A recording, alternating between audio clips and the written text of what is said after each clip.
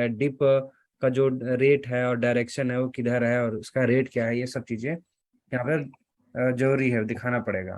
ठीक है, दो आपको कॉपीज चाहिए जिसमें आपको प्रपोज्ड प्लान ऑफ डिपेयरिंग दिखाना पड़ेगा, जिसमें extent of extraction, method of extraction, seam का थिकनेस, रूफ का अपना nature, rate and direction of dip यहाँ पे मेंशन कराना पड़ेगा।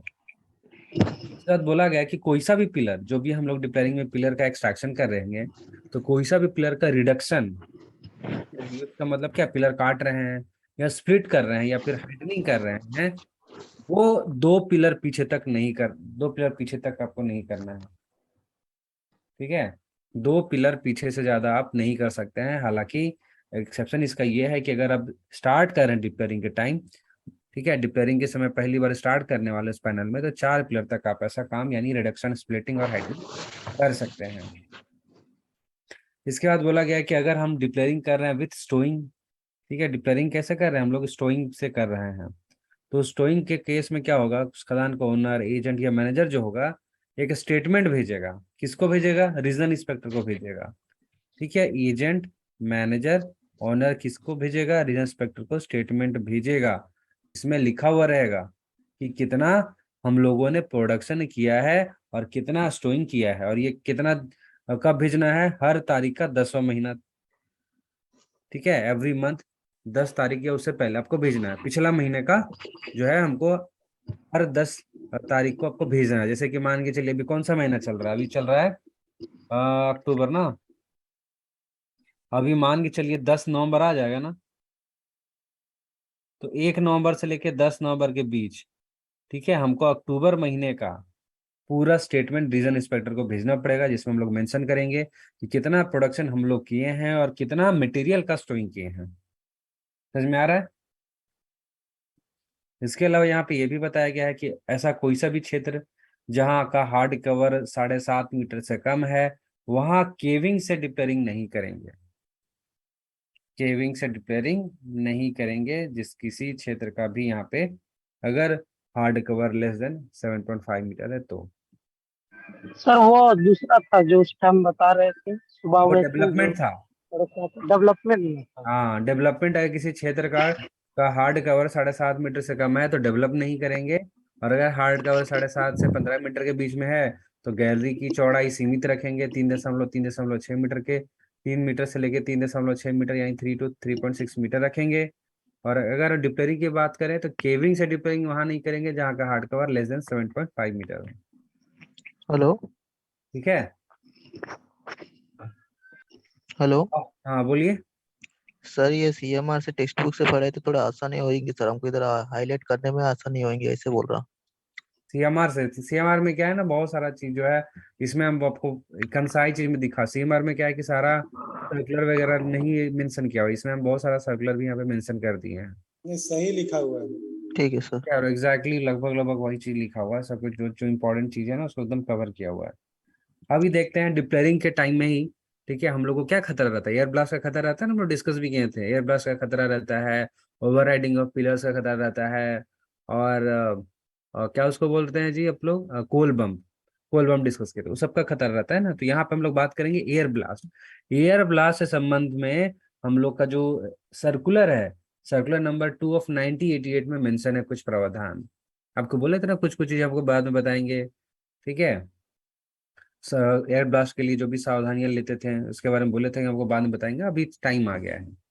बोला गया है कि आइसोलेशन स्टॉपिंग या प्रिपरेटरी स्टॉपिंग आपको बनाना है। किसके लिए हम लोग डिस्कस कर रहे हैं, एयर ब्लास्ट के सावधानियां, एयर ब्लास्ट के खतरे से विरुद्ध सावधानियां। यानी एयर ब्लास्ट अगर होगा तो उसका जो खतरा हो सकता है उसके लिए हम क्या सावधानियां बरत सकते हैं जिससे एयर ब्लास्ट से नुकसान ना हो या बहुत ही कम हो। तो पहला चीज यह है कि आइसोलेशन या फिर प्रिपरेटरी स्टॉपिंग। बोला गया है कि शुरुआती स्टेज में 1.5 बाई 1.5 मीटर का ओपनिंग आपको छोड़ना पड़ेगा। कहाँ पे, आइसोलेशन स्टॉपिंग पे।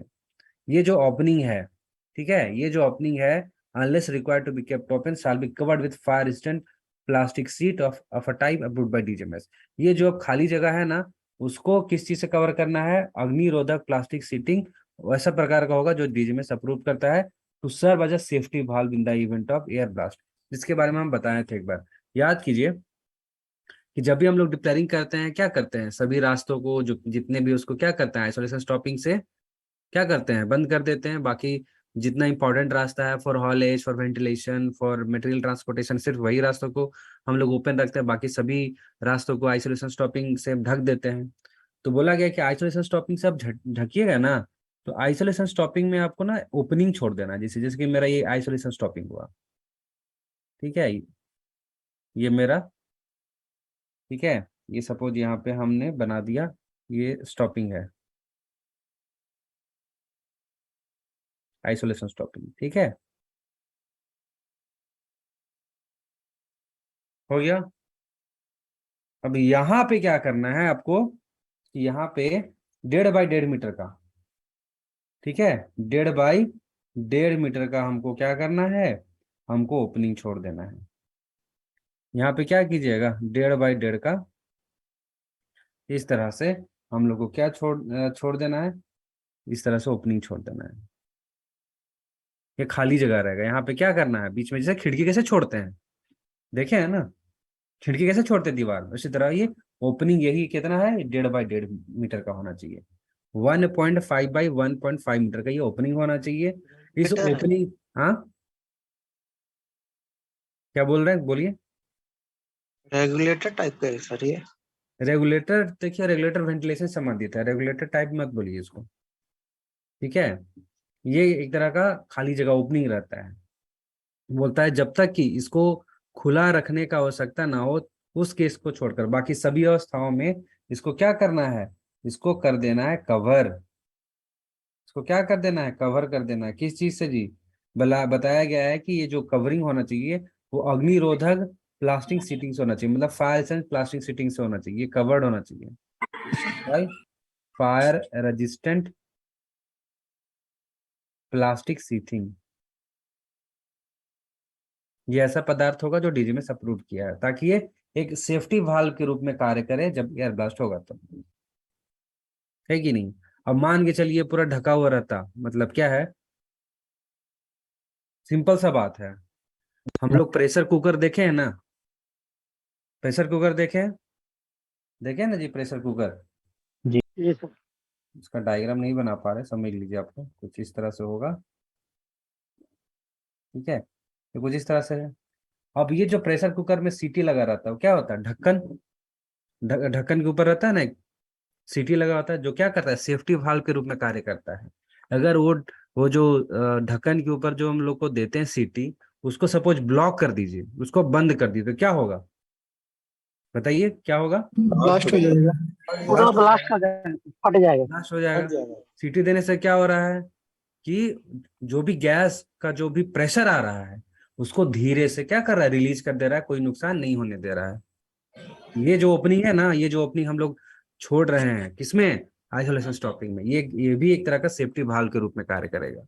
जब भी काफी ज्यादा तेज हवा का झोंका जब एयर ब्लास्ट होगा आएगा, अगर क्या हो रहा था, क्या होता जोर से और ज्यादा फेंका के तोड़ फोड़ करता था, अभी क्या छोटा सा गैप रखें, क्या होगा, जो भी प्रेशर है उसको बहुत धीरे धीरे, बहुत कम हवा को क्या है बाहर कर देगा, जिससे इसका एयर ब्लास्ट का जो इंटेंसिटी है, ठीक है, वो क्या होगा, कम हो जाएगा और उससे खतरा कम होगा। समझ में आ रहा है ना ये कैसा काम कर रहा है, जिस प्रकार से कैसे कुकर में अपना सीटी कार्य करता है, सेम इसी प्रकार से जब एयर ब्लास्ट होगा, हवा का बहुत ज्यादा झोंका स्पीड से आएगा, तो ये जो आप ओपनिंग दिए ना, ये खाली जगह जो छोड़े हैं, ठीक है, ये कार्य करेगा। समझ में आ रहा है।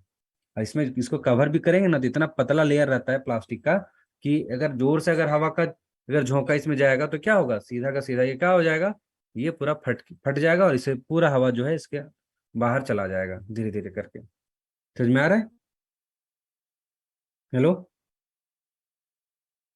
हेलो, जी जी आ रहा है आवाज। हाँ सर। क्लियर आ रहा है ना, समझ में आ रहा है ना।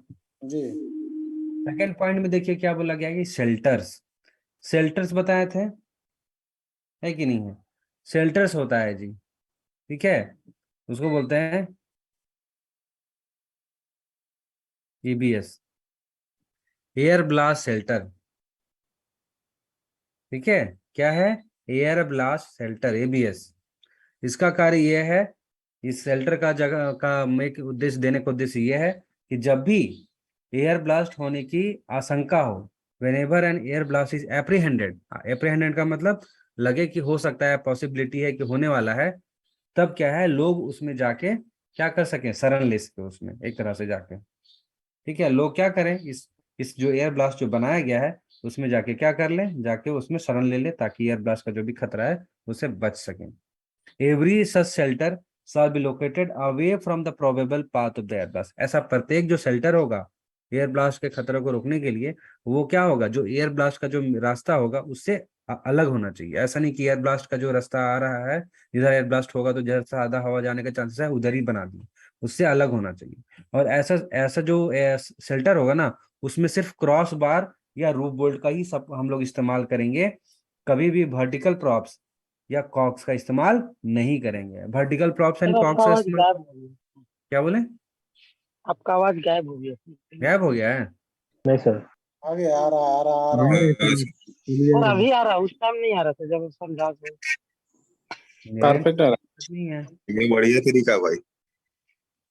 मेरे end से तो कोई दिक्कत नहीं है।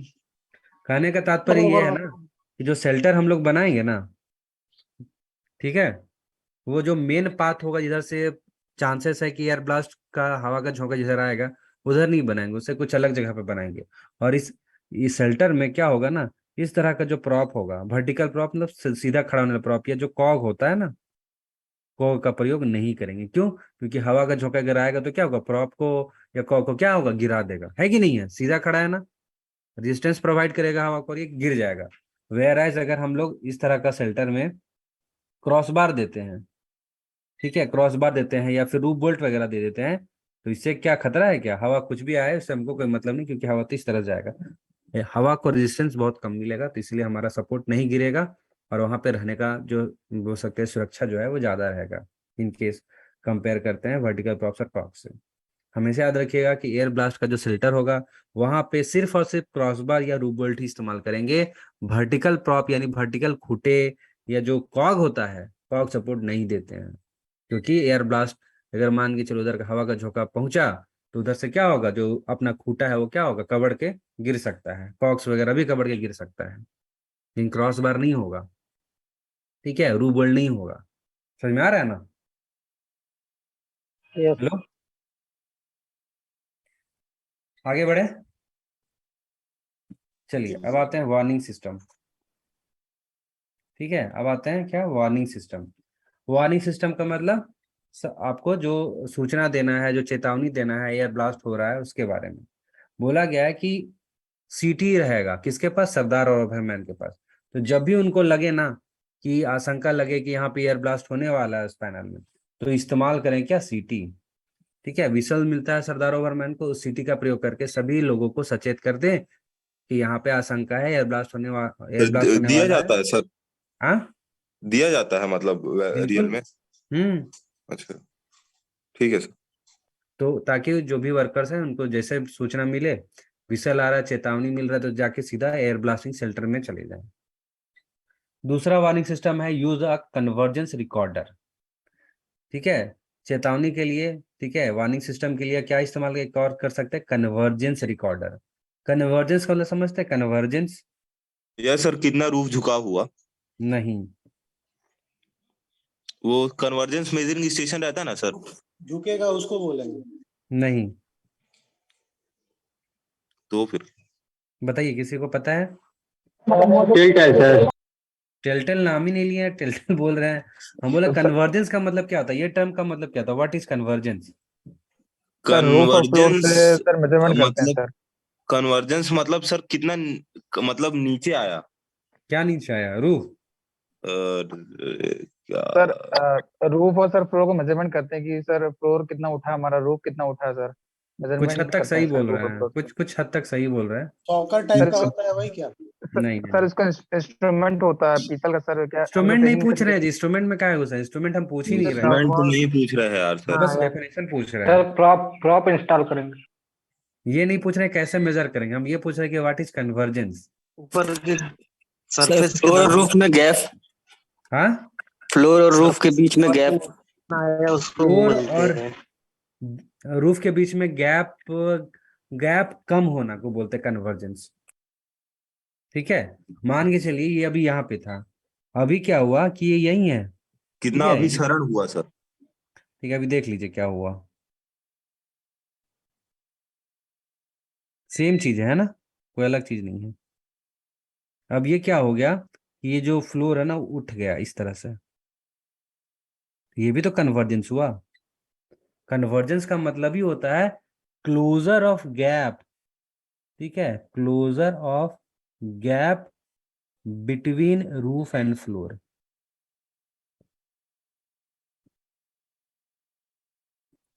क्लोजर ऑफ गैप का मतलब क्या हुआ? क्लोजर का मतलब, क्लोज का मतलब क्या, क्लोजर का मतलब क्या होता है? नजदीक आना। क्लोजर का मतलब क्या होता है? बोलता है ना कि मेरा थोड़ा सा क्लोज आइए जी। इसका हाँ मतलब सर। देखिए, क्लोज का दो मतलब होता है, एक बंद होना, एक नजदीक आना। बोलते हैं ना मेरे आके, मेरे क्लोज में आके खड़े हो जाइए, बोलते है कि नहीं? तो क्लोजर ऑफ गैप का मतलब किसके बीच में गैप? रूफ और फ्लोर। ये जो रूफ है अपना और ये अपना जो फ्लोर है, इनके बीच का जो गैप है कि नहीं है, इसमें अगर कमी आता है, ठीक है, क्लोज आ जाते हैं, ये दोनों एक दूसरे के नजदीक आ जाते हैं, इसी को हम लोग क्या बोलते हैं? कन्वर्जेंस। हो सकता है आपका रूफ सैग कर जाए, इससे भी हो सकता है कन्वर्जेंस। ये हो सकता है आपका रूफ वैसा ही है, रूफ आपका वैसा ही है, क्या हो गया, सिर्फ आपका फ्लोर हीव कर गया, तभी हो सकता है कन्वर्जेंस। जैसे कि यहाँ पे देख रहे हैं, रूफ तो मेरा वैसा का वैसा ही है, इसमें क्या हो गया, मेरा फ्लोर ऊपर उठ गया, उसको भी तो बोलेंगे कन्वर्जेंस। तो कन्वर्जेंस का मतलब क्या हुआ? चाल और तली के बीच के जो दूरी है उसका कम होना, अगर हिंदी में बोले तो, ठीक है। Closure of gap between roof and floor is called convergence. आप फिर बोलिएगा कि टेल्टल, टेल्टल क्या कन्वर्जेंस नापता है? तो बिल्कुल नहीं। टेल्टल क्या करता है? वो डायलेशन नापता है। डायलेशन क्या होता है पता है? रूफ का झुकना। Separation of beds. सर मतलब सेपरेशन ऑफ बेड, बहुत बढ़िया।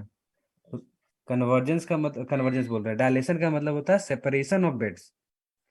देखिए हमारे रूफ रॉक में ना कई सारे बेड होते हैं, कई सारे लेयर्स होते हैं पत्थर, पता है ना, बहुत सारे लेयर्स होते हैं रूफ के इस तरह से, ठीक है। अभी क्या हुआ कि ये जो अपना लेयर है, कौन वाला, ये पीला कलर से बताते हैं, ये वाला जो लेयर है ना, ये वाला रेड कलर का जो हम अंडरलाइन किए हैं, ये झुक के नीचे आ गया।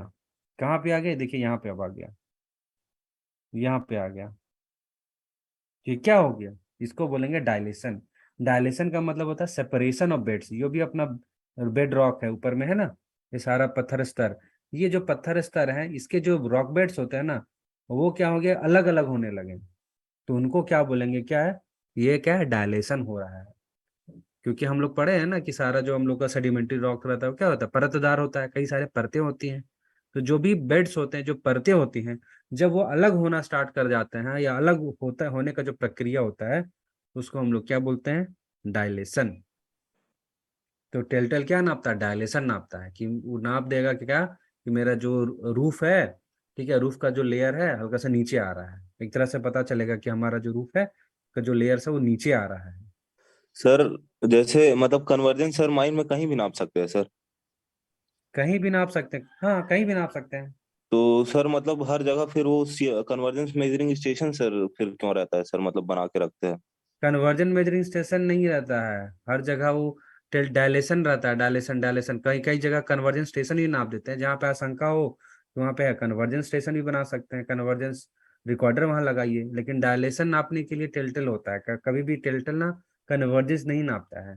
कन्वर्जेंस का मतलब अभी बताया ना, ये जरूरी नहीं कि रूफ नीचे गिर रहा हो सकता है फ्लोर उठ गया, उसको भी बोलेंगे ना कन्वर्जेंस। टेल्टल हाँ कैसे नाप देगा फ्लोर को, बताइए, नाप पाएगा जी कभी टेल्टल?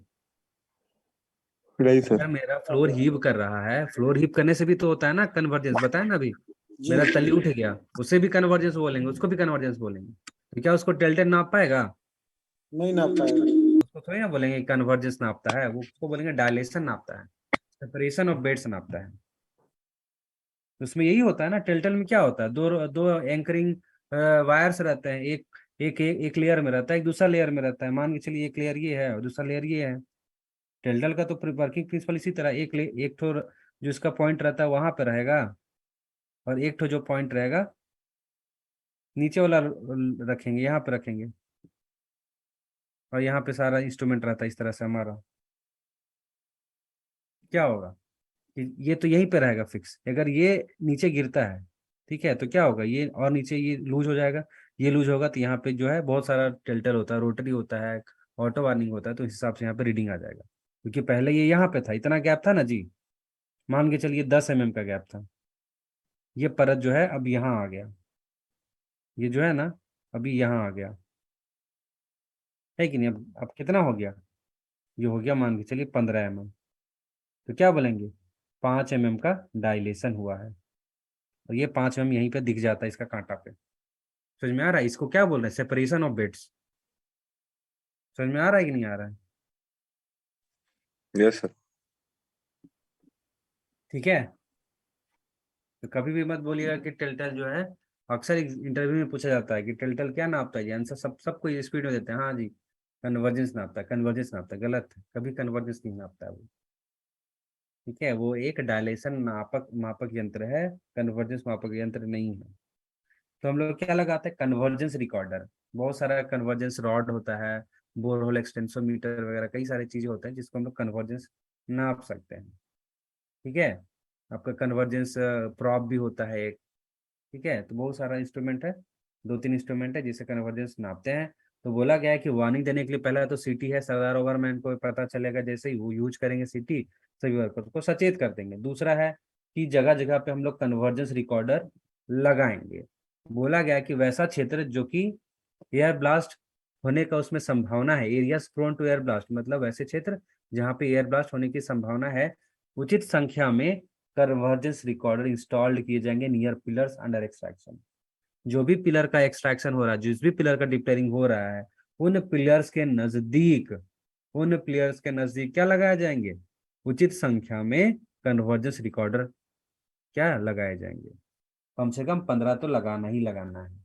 कहाँ पे, वहां पे जहाँ पे पिलर का एक्सट्रैक्शन यानी डिप्लेयरिंग, जहां से पिलर काटने का कार्य चालू है, उसके आसपास उसके नजदीक हमको कम से कम 15 ठो कन्वर्जेंस रिकॉर्डर इंस्टॉल करना है, और उसका जो रीडिंग है उसको प्रत्येक शिफ्ट में कम से कम एक बार हमको लेनी है।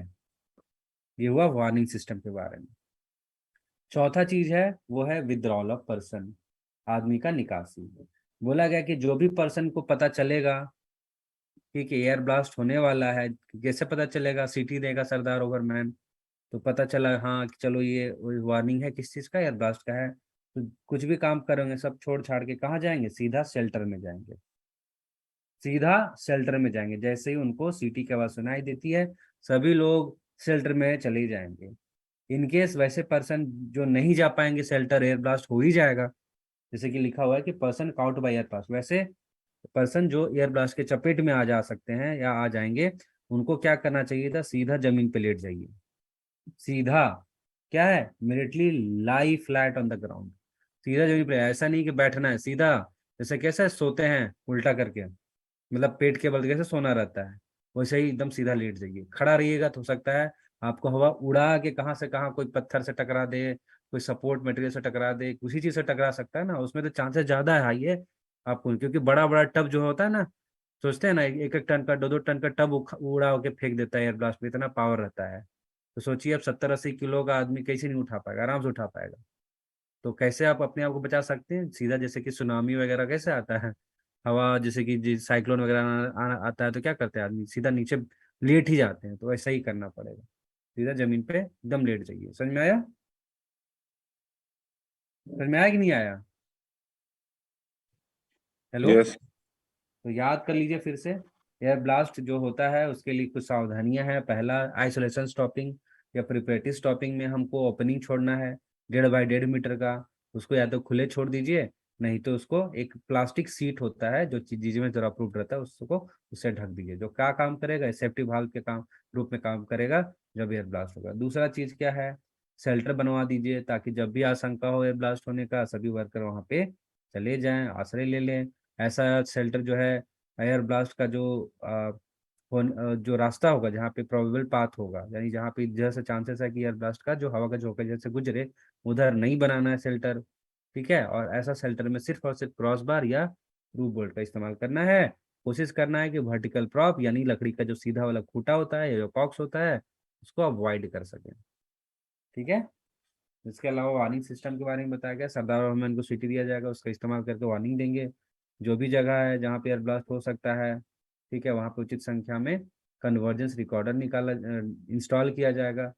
ठीक है, कहाँ पे? पिलर्स के नज़दीक, जहाँ पे एक्सट्रैक्शन उनका हो रहा है, और उनका रीडिंग हर शिफ्ट में कम से कम एक बार लिया जाएगा। जैसे ही वो लोग सीटी का आवाज़ सुनते हैं, लगता है कि यहाँ पे एयर ब्लास्ट होने का संभावना होने वाला है, आपको सूचना वार्निंग दिया जा रहा है, तुरंत सभी लोग शेल्टर में चले जाएंगे, वहाँ पे आश्रय ले लेंगे। अगर कोई आदमी चपेट में आता है एयर ब्लास्ट का, तो सीधा जमीन पे लेट जाएगा। इतना याद रखना है। कोई दिक्कत?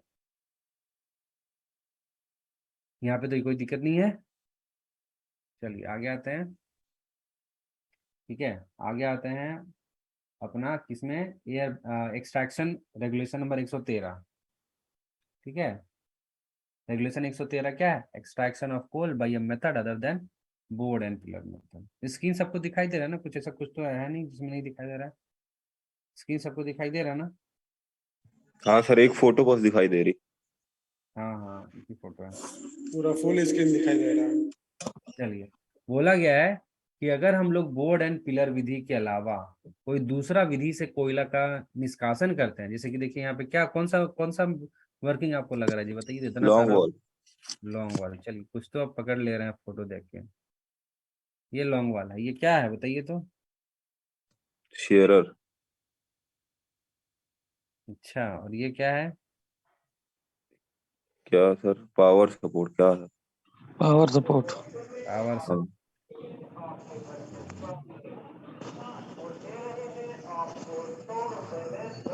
ऑफ कर लीजिए प्लीज। तो उसमें सर ये बस पानी, थोड़ा पानी वाला बता दीजिए सर, ये पानी उसमें ऐसे मार रहा है ऊपर। हाँ, तो पानी का सिस्टम तो रहेगा ना, चाहे कंटिन्यूअस माइनर हो, चाहे कोई सा भी एक्सकावेटर हो। बिना, अगर स्प्रे अगर नहीं है, तो इसका इंटरलॉक रहता है, बिना पानी की व्यवस्था के चालू ही नहीं होगा। तो सर ये अंदर इसमें पानी सर वो पाइपलाइन से आता है सर? जैसे उसमें पाइप से जोड़ना पड़ता है ना, पानी से कनेक्टेड करना, जैसे रूफ बोल्टिंग का बहुत सारा मशीन आजकल आ गया है। रुक तो जाओ यार देखिएगा, मम्मी। ड्रिलिंग करते समय पानी का फुहारा फेंकता है कि नहीं है? तो इसमें भी पानी का व्यवस्था उसमें देना पड़ेगा, पाइप से ही आएगा। इसमें पानी जाने का एक रास्ता रहेगा। जब तक वो पानी का जो आपका, अब बोलते हैं वहाँ पे अरेंजमेंट कीजिएगा नहीं, जब तक पानी वहां से निकलेगा नहीं ना, तब तक कोयला काटना स्टार्ट ही नहीं होगा। ऐसा इसमें इंटरलॉकिंग रहता है, अच्छा चाहे सर। सीयर हो चाहे कंटिन्यूअस माइनर हो। ठीक है, कोई भी ओके कोयल सर। कटिंग मशीन जो भी कोयला एक्सकावेटर है भूमिगत भाग में, ठीक है, अगर आपको स्टार्ट कराना है तो पानी से, आपको उसको पानी का अरेंजमेंट आपको देना पड़ेगा। बिना पानी का अरेंजमेंट को स्टार्ट नहीं होगा, ऐसा डीजीएमएस का लॉज है। ठीक है, वो डस्ट उस्ट वाला। चलिए। अब तो इसमें बस एक ही चीज पढ़ना है कि जब भी आप बोर्ड एंड पिलर के अलावा कोई दूसरा विधि से माइनिंग करते हैं भूमिगत खदान का, तो चीफ इंस्पेक्टर से आपको परमिशन लेना पड़ेगा। अब आते हैं रेगुलेशन नंबर 114, सेविंग्स। ठीक है, इसका नाम क्या है? सेविंग का मतलब क्या होता है? छूट। ठीक है, सेविंग का मतलब क्या होगा? छूट होगा। तो बोला गया कि कोई सा भी चीज रेगुलेशन 111 और रेगुलेशन नंबर 112 में ऐसा चीज, कोई भी जो चीज लिखा हुआ है, वो किसी इस चीज को नहीं रोक सकता। अगर आप कोई गैलरी चला रहे हैं, अगर आप कोई गैलरी चला रहे हैं जो किसी पिलर के थ्रू गुजर रहा है, जैसे स्प्लिटिंग का कार्य होता है, क्या करते हैं? पिलर के बीचों बीच गैलरी कर रहे हैं ना। तो बोला गया कि रेगुलेशन 111 और 112 में जो भी बातें लिखी हुई हैं, किसी पिलर के बीचों बीच, ठीक है, गैलरी चलाने नहीं रोक सकती है। ठीक है, किसी पिलर के बीचों बीच अगर हम गैलरी चलाना चाहते हैं तो नहीं रोक सकती, जैसे कि हम लोग डिप्लरिंग में करते भी हैं, पिलर के बीचों बीच गैलरी चलाते हैं ना, स्प्लिट गैलरी। तो यही सब लिखा हुआ है कि चाहे कुछ भी लिखा हो, है कि नहीं, रेगुलेशन 112 में, लेकिन पिलर के बीच में, ठीक है, हम लोग को गैलरी चलाते हैं डिपेयरिंग के टाइम में, तो उसको हमको मना नहीं किया जाएगा।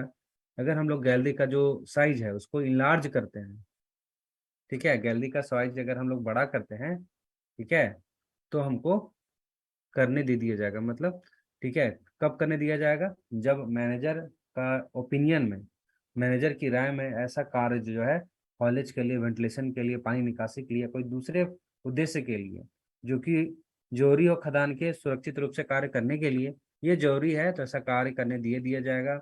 पिलर के बीचों बीच गैलरी चलाने दे दिया जाएगा। गैलरी का चौड़ाई बढ़ाने घटाने दे दिया जाएगा, जैसे कि 3 मीटर से ज्यादा आप नहीं ऊंचा कर सकते ना गैलरी।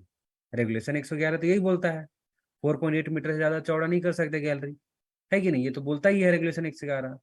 तो ये सब कितना भी बोले, पर अगर मैनेजर की राय में गैलरी का चौड़ाई करना, ऊंचाई ज्यादा करना, पिलर के बीचों बीच गैली चलाना, ये जरूरी है उस खदान को सुरक्षित रूप से, सही रूप से चलाने के लिए, वेंटिलेशन कार्य के लिए, हॉलेज के लिए, पानी निकासी के लिए, कोई दूसरा पर्पस के लिए, तो ऐसा किया जा सकता है।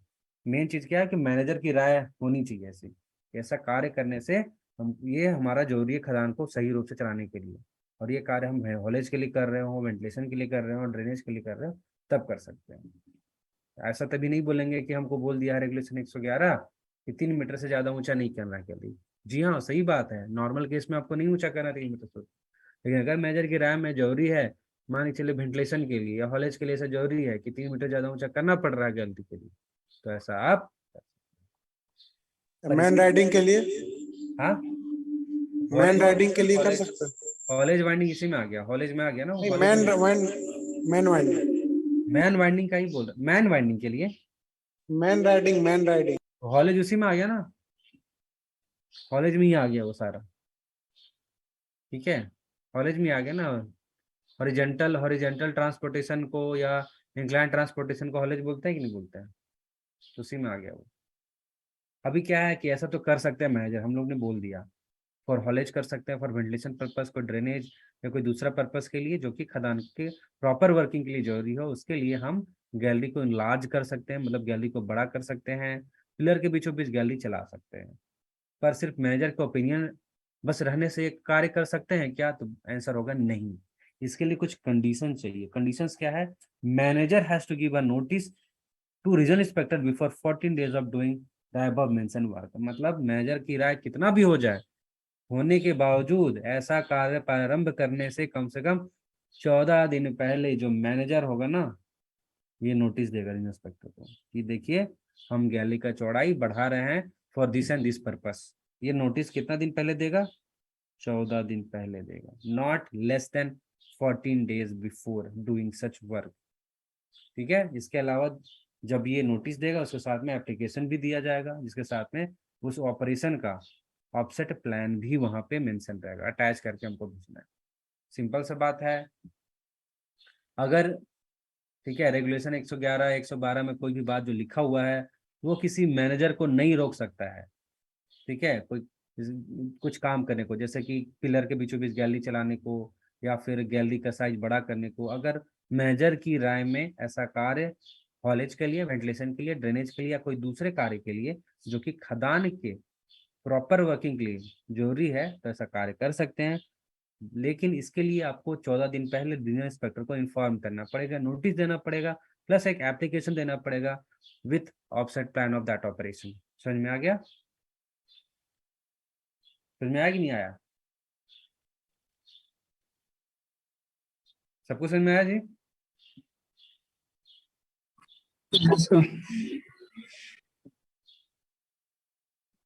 रेगुलेशन 116 पावर ऑफ इंस्पेक्टर, ठीक है, रेगुलेशन नंबर 116 क्या है, पावर ऑफ इंस्पेक्टर, इंस्पेक्टर की शक्ति। सेक्शन में भी है 115 में क्या था सर? 115 में देखिए, हमको लगता है कि जो रोड्स एंड वर्किंग प्लेसेस होगा शायद।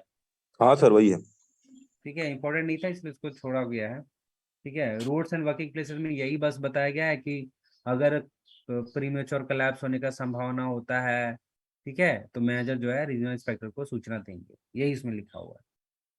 मेन चीज रोड्स एंड वर्किंग प्लेसेस में कि अगर मैनेजर को संदेह होता है कि प्रीमेच्योर कोलैप्स हो गया, हो गया नहीं, होने वाला है, संदेह होता है, तो रीजनल इंस्पेक्टर को सूचना देगा, ऐसा उसमें लिखा हुआ है। बोला गया है इंस्पेक्टर की शक्तियां रेगुलेशन 116 में, अगर कोई भी रेगुलेशन 105, 106, 111, 112, 115 का उल्लंघन करता है, वायलेशन करता है ना, तो रीजनल इंस्पेक्टर किसको नोटिस देगा, रीजन मेजर ओनर को। अब बोलेगा कि ये टाइम दे रहे हैं आपको, ये जो सुरक्षात्मक कार्य है इस समय के अंतर्गत आप कर लीजिए। मान गया एजेंट मैनेजर ओनर तो बहुत बढ़िया है, कर लिया उस टाइम में, बहुत बढ़िया है। अगर नहीं कर पाए, if owner agent manager fails to do such productive measure within the given time, अगर गिवन टाइम में जो समय उनको दिया गया था उस गिवन टाइम में वो जो सुरक्षात्मक कार्य है करने में असफल हो जाते हैं एजेंट मैनेजर ओनर, तो फिर इंस्पेक्टर सीधा क्या करेगा, सीधा ऑर्डर दे देगा एजेंट मैनेजर ओनर को कि आप सीधा कोयला एक्सट्रैक्शन बंद कीजिए जब तक कि आप ऐसे सुरक्षात्मक कार्य कंप्लीट नहीं कर लेते हैं। सिंपल सा है। है कि नहीं? अगर मान के चलिए रेगुलेशन 105 में क्या बोला गया है, मैनुअल ओपन कास्ट के बारे में बोला है। मान के चलिए रीजन इंस्पेक्टर से परमिशन भी नहीं लिए और कोल बेंच का हाइट था 4 मीटर कर दिया, वायलेशन हुआ कि नहीं हुआ? रेगुलेशन 105 के अधीन हुआ कि नहीं हुआ, बताइए।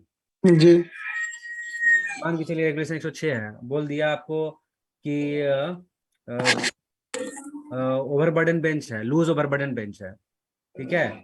बेंच का हाइट आपका मान के चलिए 3 मीटर है, ठीक है।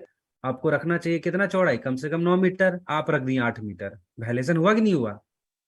जी अब उस केस में वायलेशन हो गया, तब भी करेंगे। रेगुलेशन 111 जो भी आपका गैलरी का साइज, पिलर का साइज में अगर कुछ गड़बड़ करते हैं, ठीक है, तो उसमें वायलेशन करता है। रेगुलेशन 112 में डिक्लेयरिंग में जो चीज बताया गया है, जैसे कि 2 पिलर पहले तक आप क्या कर सकते हैं, स्प्लिटिंग कर सकते हैं, रिडक्शन करते हैं। आप 4-5 पिलर पहले तक करने स्टार्ट कर दिए, वायलेशन कर दिए।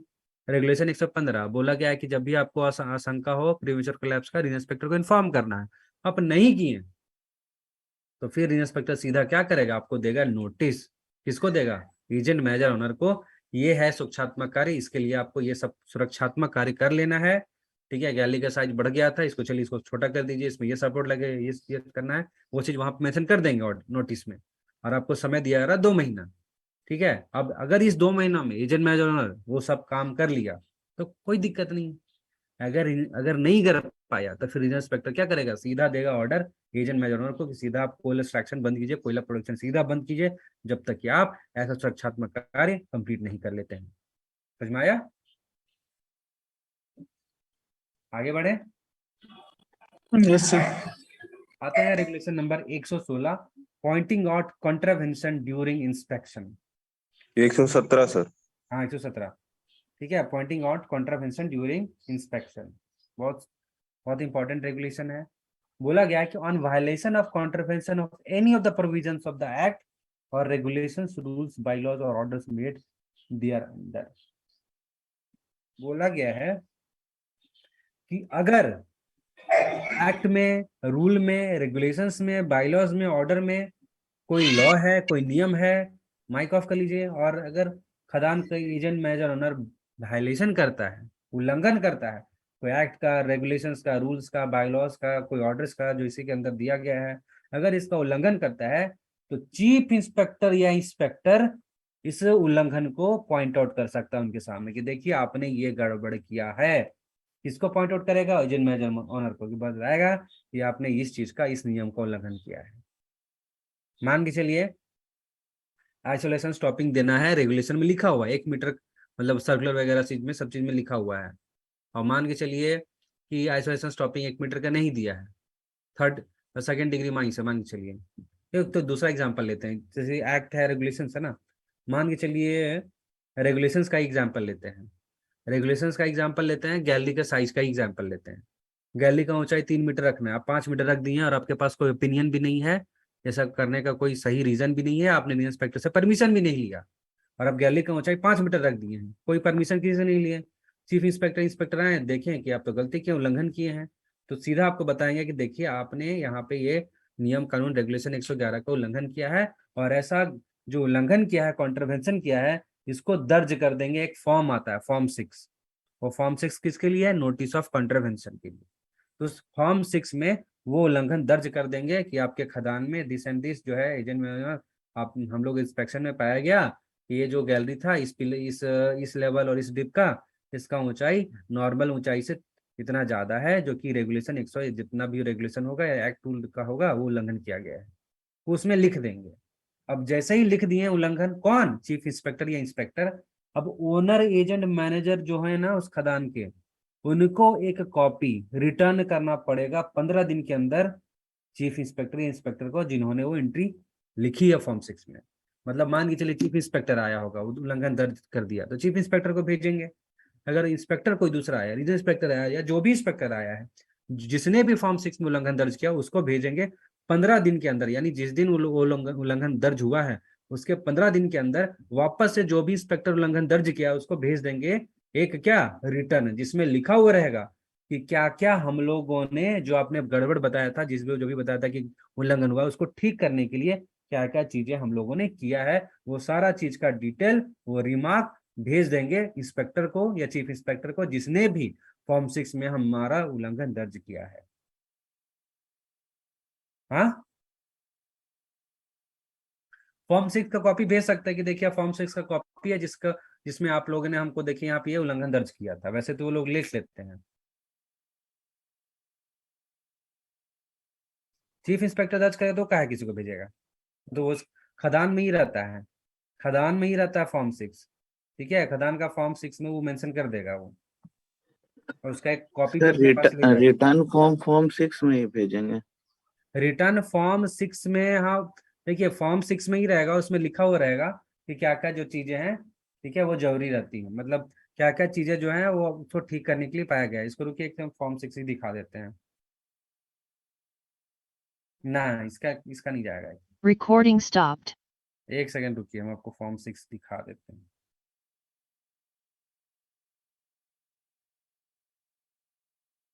ड्राइव ना,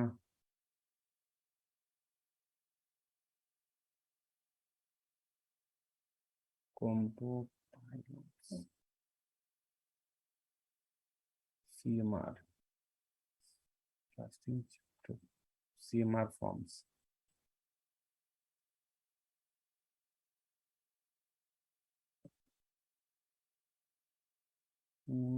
फॉर्म 6, 7, 8 रेगुलेशन में कितना फॉर्म दिया है पता है ना सबको? कितना? Only one. रेगुलेशन में वो एक ही फॉर्म है। ये कहाँ पढ़ लिए थे? रेगुलेशन में एक ही फॉर्म है। 17 सर, 17। 17 फॉर्म है? 17 कहाँ पढ़ लीजिए? 7 A1 से लेकर 7 तक सर 17 होता है ना। रेगुलेशन में 7 फॉर्म है सर। हाँ, 7 फॉर्म, लेकिन सब मिला जुला कर तो 17 हो जाता है ना सर। सब मिला जुला के नहीं ना पूछे, हम तो रेगुलेशन ही पूछे। Recording in progress. देखिए ये है फॉर्म 6, दिख रहा है? दिख रहा है कि नहीं दिख रहा है?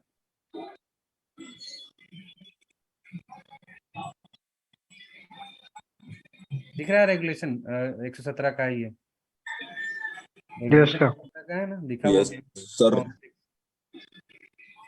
खदान का नाम, खदान का कोड, LIN नंबर, खदान का ओनर का नाम, एजेंट का नाम। LIN नंबर क्या होता है सर? ये लेबर हाँ सर, इसके बारे में थोड़ा बताइए सर। होता है। हर खदान का एक होता है। अभी टॉपिक बात चेंज मत कीजिए। हर खदान का एक यूनिक नंबर रहता है, ठीक है, जैसे कैसे हम लोग का आधार कार्ड का यूनिक नंबर है। हर आदमी का अपना एक आधार कार्ड है कि नहीं है? उसी तरह हर खदान का एक अपना LIN नंबर है, हर माइंस को दिया गया है। ठीक है, जैसे आधार कार्ड लेने के लिए कैसे हमको गवर्नमेंट के जो भी अथराइज प्रज्ञा केंद्र वगैरह रहता है उसमें जाना पड़ता है, तो इसके लिए भी लेबर एम्प्लॉयमेंट का वेबसाइट रहता है, वहाँ पे रिसर्च करके एक सब माइंस को एक LI सर तो उससे मतलब अगर कंप्यूटर में मतलब अगर डालते हैं चेक करने के लिए, तो माइन में कितना प्रोडक्शन होता है, क्या कैसा सब आ जाता है सर? आपको थोड़ी ना दिखेगा, वो जो ऑफिसर है उन लोग को दिखेगा। वो अच्छा। एक्सेस आपको नहीं रहता है कि नहीं? वो एक्सेस आपको नहीं रहता है, सबका नहीं देख सकते हैं आप। ठीक है, अपना खदान का देख सकते हैं कि क्या क्या चीज़ है, सबका नहीं देख सकते हैं ना, उसमें पासवर्ड ID सब रहता है उसका अलग। एक समझ लीजिए जैसे ये इंसान का कैसे रहता है आधार कार्ड, उसी तरह खदान का रहता है LI नंबर। अभी आजकल एक्सपीरियंस जब फॉर्म लेते हैं ना, एक्सपीरियंस सर्टिफिकेट, उसमें भी देखिए LI नंबर लिखा हुआ रहता है। देखें कभी? Yes sir, yes sir. Yes sir, yes sir. देखिए यहाँ पे क्या क्या चीजें चाहिए चाहिए रहता है। एजेंट का नाम चाहिए, मैनेजर का नाम, कौन सा सिम में इंस्पेक्शन हुआ, कौन सा एरिया या कौन सा सेक्शन का इंस्पेक्शन हुआ, कौन इंस्पेक्ट किया, चीफ इंस्पेक्टर किया या इंस्पेक्टर किया, उसके साथ में कौन कौन था, कौन सा डेट पे इंस्पेक्शन किया था, कहाँ कहाँ जांच हुआ है, इसको 1 2 3 ऐसा लिखना है। अब mines act, regulation, by loss, order, कौन सा चीज का उल्लंघन हुआ है, वो क्या उल्लंघन हुआ उसको वर्ड में लिखना है। अब इतना ये लिख के चले जाएंगे, ठीक है, ये इतना सा लिख के चले जाएंगे। अब क्या होगा 15 दिन के अंदर, ठीक है, ये लोग क्या करेंगे, ये चीज लिखा हुआ है ना, इसी में ये सब जब लिख देंगे इसमें कि action taken by management to remedy contravention. इसमें जो मैनेजमेंट का अधिकारी लोग है, एजेंट, मैनेजर, ओनर, वो लोग लिख देगा कि देखिए आपने कॉन्ट्रवेंशन बताया, उसके लिए हम लोग ये चीज किए हैं, और date of rectification of contravention, अब कौन सा डेट को हम लोग को सब ठीक कर लिए थे वो, और कोई दूसरा रिमार्क होगा वो लिख देंगे, और फिर इनका जो एक इसी का जो कॉपी है, ठीक है, वो भेज देंगे किसको, जो भी इंस्पेक्टर जो है, जो भी इंस्पेक्टर जो है कॉन्ट्रवेंशन दर्ज किया था उसको भेज देंगे।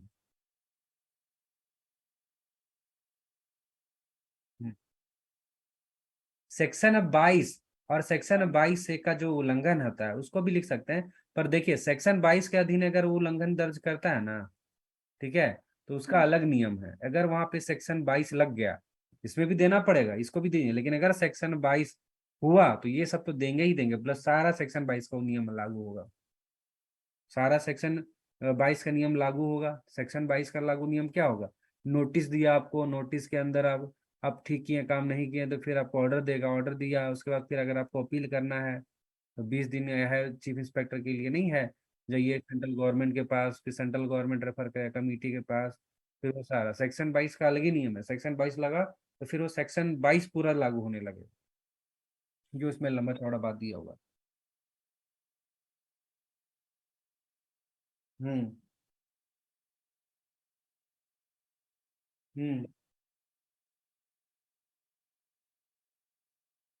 इसमें बहुत सारा अलग कंपनी का भी फॉर्म होता है। इसमें जनरली दिया ना तो ये समझ लीजिए कि पूरा रेगुलेशन का उल्लंघन हो रहा है, ठीक है। कोई और फॉर्म में दिया तो उतना ज्यादा नहीं, पर माइंस का भी एक अलग होता है, पर इसमें देने का मतलब है कि पूरा रेगुलेशन का आप जो है फॉलो कर रहे हैं और उल्लंघन सब सब आ गया।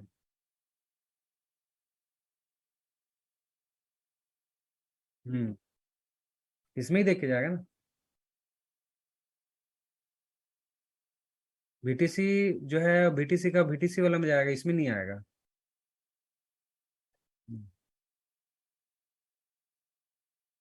एक्ट के अधीन में आ रहा है, पर देखिए बीटीसी का लोग अलग फॉर्म रखता है, लोग वहां पे बीटीसी जो है ना उसका अलग रहेगा, उसका जो बीटीसी का हेड होगा वो अलग, खदान के मेजर से लेना आप देना कहाँ नहीं है, काम करते भैया? ठीक है। खदान का मेजर से इसको लेना देना नहीं है, और फिर बीटीसी के इंचार्ज के पास एक कॉपी रहना चाहिए, फिर बीटीसी के इंचार्ज के पास हो जाएगा। खदान का मेजर थोड़ी रिस्पॉन्सिबल है उसके लिए।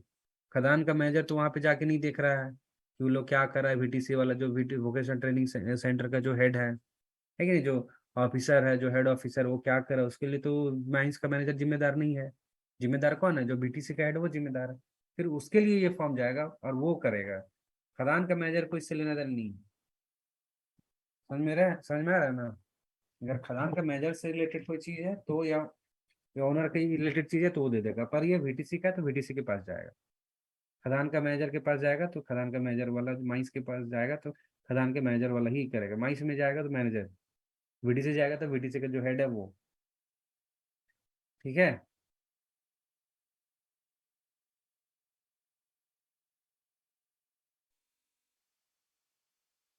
Recording stopped. एक सेकेंड। हाँ, तो अभी हम लोग वापस से आ गए यहाँ पे। अभी सबसे समझ चुके हैं यहाँ पे कि क्या चीज हो रहा है। अभी देखिए चीफ इंस्पेक्टर इंस्पेक्टर आए थे, उल्लंघन दर्ज कर दिए फॉर्म 6 में। अब वो फॉर्म 6 में उल्लंघन दर्ज किए, रिकॉर्डिंग 15 चालू दिन 15 दिन के अंदर जो है वो owner agent manager sir reply कर दे रिकॉर्डिंग उनको। नहीं चालू है। रिकॉर्डिंग चालू नहीं है। Recording in progress. यहाँ तक समझ में आ गया था, इंस्पेक्टर चीफ इंस्पेक्टर दोनों में से कोई भी इस शक्ति का प्रयोग कर सकते हैं और उल्लंघन दर्ज कर सकते हैं फॉर्म 6 में। फॉर्म 6 में उल्लंघन दर्ज हुआ, उसके बाद क्या होगा? उसके बाद ओनर एजेंट मैनेजर जो है रिप्लाई देंगे उनको 15 दिन के अंदर कि हम लोगों ने उल्लंघन को ठीक करने के लिए ये कार्य किया है। इसके अलावा यहाँ पे बोला गया कि जब भी फॉर्म 6 में, जब भी रजिस्टर, जो रजिस्टर है ना फॉर्म 6 वाला, जब भी उसमें कोई डेटा इंटर होता है, इंटर होने का मतलब है कि जब भी चीफ इंस्पेक्टर इंस्पेक्टर उसमें उल्लंघन दर्ज करते हैं ना, इसका एक कॉपी जो है वो खदान का नोटिस बोर्ड में 15 दिन तक कम से कम आपको वहां पे डिस्प्ले करके रखना है। कब डिस्प्ले करना है? With in 1 day of the entry, मतलब जिस दिन उल्लंघन दर्ज हुआ ना उसके 1 दिन के अंदर खदान के नोटिस बोर्ड में चिपका डालिए और उसको कम से कम 15 दिन तक चिपकाना है।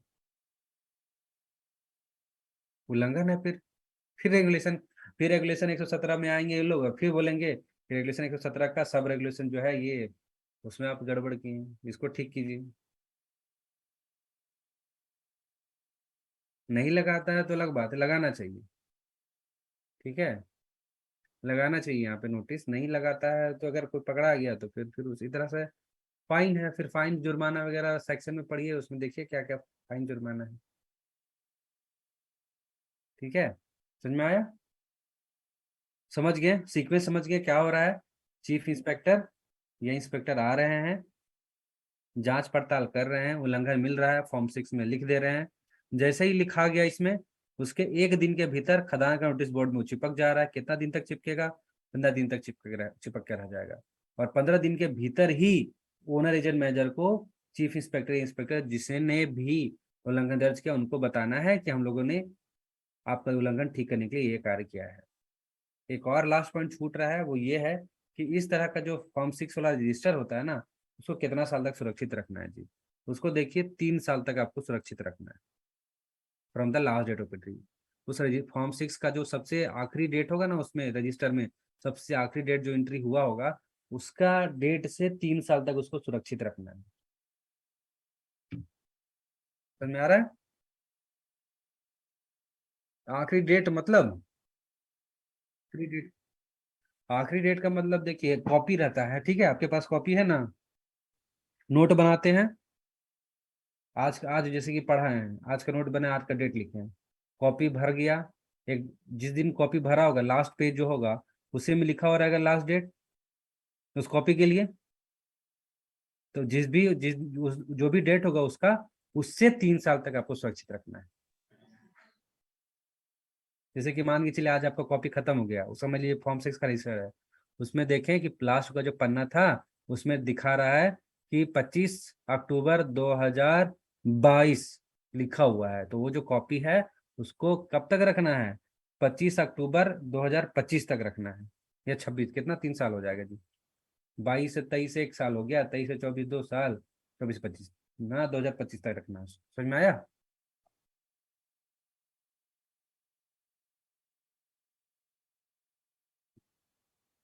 हम्म। नहीं नहीं नहीं नहीं, वो डेट नहीं है जी। देखिए डेट जिस दिन एंट्री करते हैं ना, उसका डेट होता है कि नहीं होता है? फॉर्म देखे कि नहीं देखे? देखिए एक सेकंड,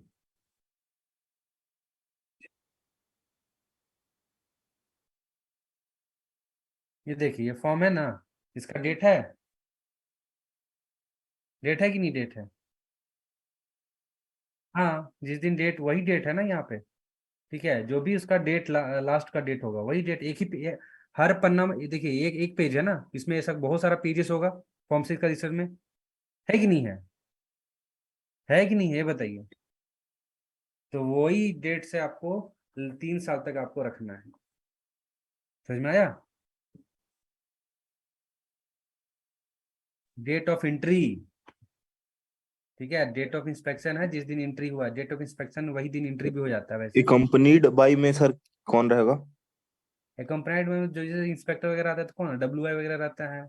एजेंट अगर होगा उस समय, मैनेजर है तो मैनेजर भी रहेगा, जो भी रहेगा उसके साथ में वो लिख देगा। ठीक ओके है, सर।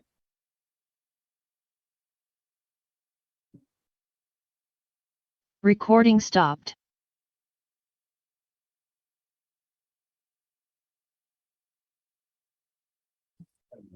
ये आपका, हाँ कर दे रहे हैं। Next page sir, slide change करने दीजिए हम।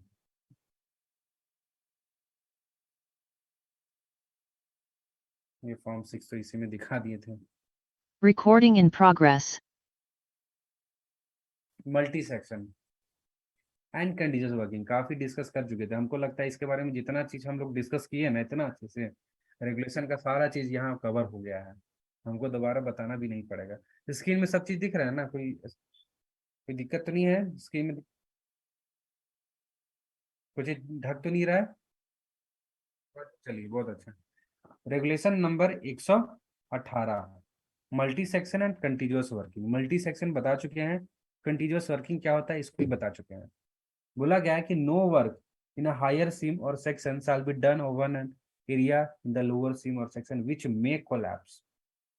ध्यान रखिए, बोला गया है कि ऊपर वाला सीम में कोई भी कार्य नहीं किया जाएगा किसी जो कि किसी ऐसे सीम के ऊपर हो जो नीचे गिर सकता है। मान के चलिए लोअर सीम है, ये हायर सीम है, तो हायर सीम में बोला गया है सेक्शन में कार्य नहीं किया जाएगा। ठीक है, अगर उसके नीचे वाला सिम जो है कोलैप्स कर सकता है तो उस पर कार्य नहीं करना है। नेक्स्ट आता है what is continuous SIM. Continuous SIM क्या है? वैसे दो सिम जो एक दूसरे के 9 मीटर के दायरे के अंतर्गत आते हैं उनको बोलते हैं क्या? Continuous seam. Hello. Parting 3 metre होती है। जैसे कि देखिए अपर सीम है, लोअर सीम है। अगर दोनों के बीच में पार्टिंग 3 से 9 मीटर के बीच में है तो उसको क्या बोलेंगे? कंटीन्यूअस सीम। कंटीन्यूअस सीम इसलिए इंपॉर्टेंट है क्योंकि कंटीन्यूअस सीम रहने पे आप आमतौर पे जैसे बोर्ड एंड पिलर में माइनिंग करते हैं वैसे नहीं कर सकते हैं। स्पेशल प्रिकॉशन लेना पड़ता है और काफी ज्यादा आपको सावधानी का पालन करना पड़ता है। इनफैक्ट आपको परमिशन भी लेना पड़ता है चीफ इंस्पेक्टर से, इसीलिए काफी इंपॉर्टेंट है कि अगर कंटीन्यूअस सिम है तो इसको इसमें कार्य करने के लिए आपको चीफ इंस्पेक्टर से परमिशन लेना पड़ता है। साथ ही साथ आपको दोनों जो सिम्स हैं, दोनों सिमों के पिलर और गैलरी के बीचों बीच आपको वर्टिकल कोइंसिडेंट मेंटेन करना पड़ता है। वर्टिकल कोइंसिडेंट का मतलब क्या होता है? पिलर के नीचे पिलर, गैलरी के नीचे गैलरी। समझ में आ रहा है ना? पिलर के नीचे पिलर और गैलरी के नीचे गैलरी। दिख रहा है? ये पिलर है, दिख रहा है ना? ये पिलर के नीचे ठीक है अपना पिलर है, गैलरी के नीचे ठीक है गैलरी है। ठीक है, फिर देखिए पिलर है, गैलरी है। समझ में आ रहा है? ये vertical coincidence between pillars and galleries. ठीक है, आगे बढ़ते हैं।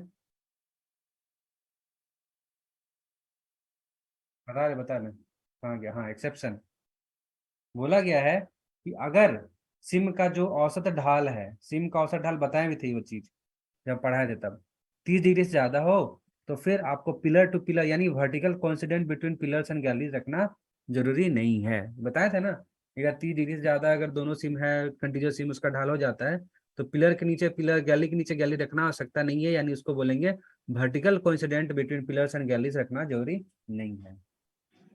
ठीक है, चलिए आगे आते हैं। Regulation number 119, working under railways, roadways etcetera. Working under railways and road etcetera बोला गया है कि कोई भी वर्किंग यानी डेवलपमेंट, ठीक है, साथ ही साथ no work of extraction reduction of pillar यानी डिप्लेयरिंग, ना ही डेवलपमेंट ना ही डिप्लेयरिंग किसी रेलवे या किसी पब्लिक वर्क के, ठीक है, किसी रेलवे, रोडवे या पब्लिक वर्क के 45 मीटर के रेडियस में नहीं किया जाएगा। देखिए डायग्राम दिया, ये अपना खदान है, मान के चलिए यहाँ माइनिंग करना है, अंडरग्राउंड माइनिंग कर रहे हैं, इसके सरफेस में 35 मीटर के अंदर कोई रेलवे आ गया या पब्लिक वर्क आ गया, कोई पब्लिक रोडवे आ गया। पब्लिक वर्क का मतलब क्या होता है? एरियल रोपवे हो गया, हाई ट्रांसमिशन पावर केबल, जो बिजली का तार बड़ा बड़ा जाता है ना, वो वाटर और गैस के पाइपलाइंस हो गए जो 60 सेंटीमीटर से ज्यादा डायमीटर उनका है, तो सब पब्लिक वर्क में आता है। तो अगर ये चीज 45 मीटर के दायरे में आ रहा है तो ना ही आपको डेवलपमेंट करना है, ना ही आपको क्या करना है? डिक्लेयरिंग करना है, जब तक कि चीफ इंस्पेक्टर परमिशन नहीं देता हो। वर्टिकली क्या होगा? हॉरिजॉन्टल होगा ना, कोरिलेशन देखेंगे तो। अंडरग्राउंड ही बोल रहे हैं ना, अंडरग्राउंड माइनिंग ही बोल रहे हैं हम, अंडरग्राउंड माइनिंग ही बोल रहे हैं ना, कोरिलेशन सर्विस नहीं पता चलता है। यहाँ पे माइंस है इस तरह से, तो पूरा सरफेस है, यहाँ ट्रेन है, यहाँ ट्रेन है, ठीक है, तो इसका यहाँ पे यहाँ आ जाएगा ना, ये अगर 45 मीटर के दायरे में है, नो डेवलपमेंट नो रिपेयरिंग, यही है। ठीक है, अब आते हैं रेगुलेशन नंबर 121, सर तो बहुत ऐसा माइन है जिसके ऊपर से ट्रेन पार होता होगा सर, रेलवे बोले लाइन ना तो चीफ होता ही। Inspector, chief inspector, chief inspector, chief inspector से अनुमति लेना पड़ेगा, नहीं तो नहीं कर सकते हैं। कंटीन्यूअस में भी नहीं काम कर सकते हैं, तो नदी के किनारे भी आप 15 मीटर के दायरे में भी काम नहीं कर सकते हैं जब तक कि चीफ इंस्पेक्टर परमिशन ना दे। रेलवे के ऊपर काम करना है, रेलवे के 45 मीटर के कार्य करना है, चीफ इंस्पेक्टर से अनुमति लेना होगा। ठीक है, रेगुलेशन 121 में आते हैं, working near mine boundaries in below ground mines, ठीक है, भूमिगत खदान सीमा के नजदीक कार्य करना, ठीक है, भूमिगत खदान सीमा के नजदीक कार्य करना। बोला गया है कि no working shall be made within a distance equal to half the distance of pillar, half the distance of pillar of 4.8 meter with table under regulation 111 corresponding to the depth of the seam being worked of the boundary from mine।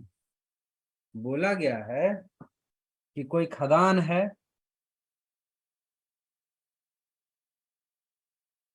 ये इसका boundary है।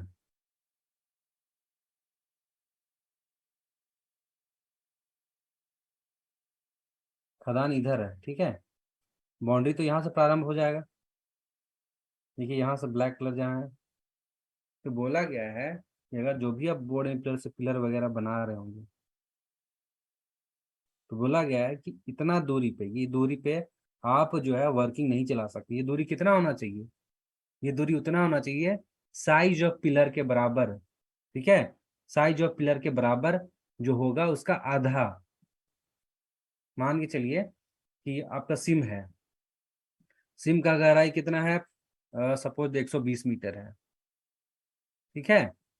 120 metre है, तो 120 metre है और आपको गैली का चौड़ाई कौन सा लेना है? 4.8 मीटर वाला ही पिलर लेना है। उतना दूर पे आपको नहीं गैली चलाना है, तो 120 मीटर पे किस में आएगा? ये वाला आएगा। तो 25.5 मीटर के दायरे तक आपको वर्किंग नहीं चलाना है। सॉरी, 25.5 नहीं होगा, इसका आधा होगा ना जी। आधा हो जाएगा सर, यस। कितना होगा? 12.25। 12.75 होगा ना सर? कितना? हाँ, 12.75, सॉरी 12.75। 12.75 नहीं होगा जी, 12.25 होगा।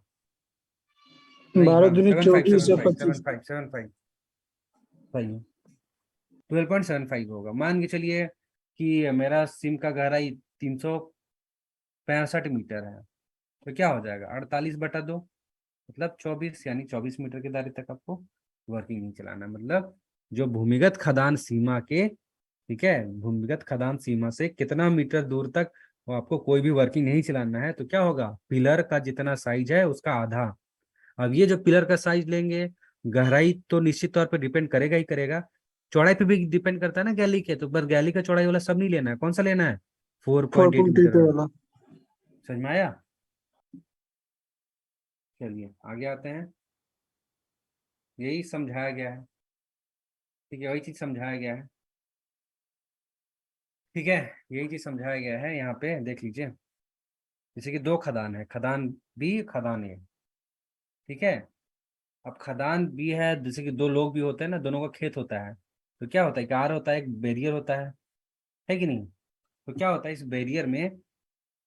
आधा कौन छोड़ता है? आधा ए खदान वाला छोड़ेगा, आधा बी खदान वाला छोड़ेगा ना, बाउंड्री में, है कि नहीं है? समझ में आ रहा है कि नहीं आ रहा? Yes Yes, sir, yes. Yes yes. तो वही बोला गया है कि आधा इधर छोड़ देता है, आधा इधर वर्किंग नहीं चलाता, इसलिए एक खदान एक पिलर जितना जो है वो छोड़ देता है, आधा वर्किंग नहीं चलाने के लिए और आधा बाउंड्री में छोड़ देता है। इधर भी क्या होता है? आधा वर्किंग नहीं चलाता और आधा बाउंड्री में छोड़ देता है। यही चीज बताया गया यहाँ पे, ठीक है। ओपन कास्ट का तो बहुत ही सिंपल है। बोला गया है कि कोई भी वर्किंग आपको नहीं चलाना है खदान सीमा के 7.5 मीटर के दायरे में। खदान सीमा ओपन कास्ट माइंस का, तो सीमा से 7.5 मीटर के दायरे में कोई भी वर्किंग आपको नहीं चलाना है जब तक कि चीफ इंस्पेक्टर आपको अनुमति नहीं देता है, ठीक है। इसको आगे में पढ़ेंगे क्योंकि ये सपोर्ट से रिलेटेड है। रेगुलेशन जितना हमको बताना था कवर कर दिए, अब टॉपिक ही बताएंगे, ठीक है। सर कौन सा?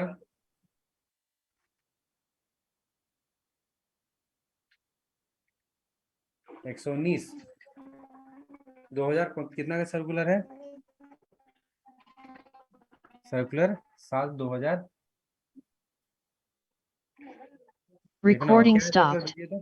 Work, any work in the vicinity of 25 kilovolt traction line and overhead line, mine authority shall take a written permit to work from railway authority, and also the controlling isolator shall be so locked that it can be operated by an can't be operated by unauthorized। ये उसके work permit वाले के बारे में बोल रहा है, ये इलेक्ट्रिसिटी वाला से है, कि वैसे तो हर जगह के लिए एप्लीकेबल है वाला केस में। बोला गया है ना कि जैसे कि कोई खदान है, खदान, तो खदान की परिभाषा में देखिए रेलवे साइडिंग्स भी आता है ना, पढ़े है ना माई साइड का वीडियो में। खदान का सीमा में, सॉरी खदान के सीमा बोल रहे हैं, खदान की परिभाषा में रेलवे साइडिंग्स वगैरह भी इंक्लूडेड है। तो रेलवे साइडिंग्स में क्या होता है? रेलवे वैगन्स का रेक आता है, उसका लोडिंग अनलोडिंग वगैरह होता है कि नहीं? या तो लोडिंग होगा या तो अनलोडिंग होगा। मान के चलिए कोई खाली वाला वैगन है, खाली वाला डब्बा है, उसको भर रहे हैं, या सैम्पलिंग अगर कार्य कर रहे हैं या कोई दूसरा कार्य कर रहे हैं रेलवे साइडिंग्स के नजदीक। और पता ही है कि ये रेलवे आजकल क्या चलता है, बिजली चलता है ना, देखे भी हैं, उसमें पेंटोग्राफ लगा होता है। तो अगर उसका जो ओवरहेड लाइन है वो रेलवे वाला, उसका जो वोल्टेज हो 25 किलो वोल्ट, मतलब होता है 25,000 वोल्ट। 25 किलो वोल्ट, सोच रहे हैं खदान में इस्तेमाल नहीं करते हैं, कितना इस्तेमाल करते हैं, 11 केवी ले जा सकते हैं, 6.6 केवी यूज कर सकते हैं। सोचिए 11 केवी सिर्फ लेके जा सकते हैं, यूज कितना करते हैं, पढ़े हैं ना, 6.6 केवी। 25 केवी है तो 25 केवी काफी डेंजरस चीज होता है ना। तो वहां बोला गया है कि अगर ऐसा है रेलवे वैगन साइडिंग्स में कि 25 केवी का ओवरहेड, ऊपर का जो तार जाता है ना रेलवे में, देखे हैं, जिसको जिसको पेंटोग्राफ रेलवे का सट के पूरा आगे बढ़ता है, पीछे होता है, अगर वो उतना वोल्टेज का है तो खदान का जो अथॉरिटी होगा उसको रेलवे में जो भी रेलवे का अधिकारी लोग होगा उससे कार्य करने का परमिशन लेना पड़ेगा, जिसको बोला गया है परमिट टू वर्क।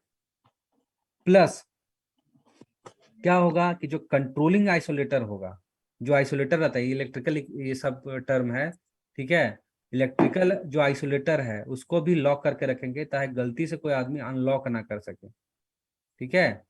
गलती से कोई आदमी अनलॉक कर दिया तो क्या होगा, आइसोलेटर को ऑन कर दिया तो फिर वहां पे अगर कोई आदमी काम कर रहा है तो करंट लग सकता है। इसलिए जो कंट्रोलिंग आइसोलेटर है उसको एकदम लॉक कर देते हैं, लिख देते हैं वहां पे। लोटो का नाम सुने हैं?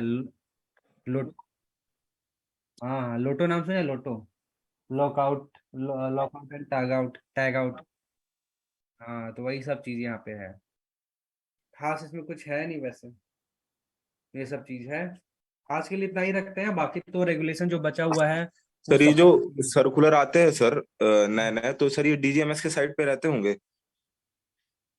डीजीएमएस के साइट में नहीं रहता है, सर्कुलर वगैरह आता है जनरली सरकारी गजेट पे डाल देते हैं बाइलॉज के फॉर्म में, नहीं तो तो डीजीएमएस मतलब सर ये ऑनलाइन मतलब कैसे मिल सकता है सर?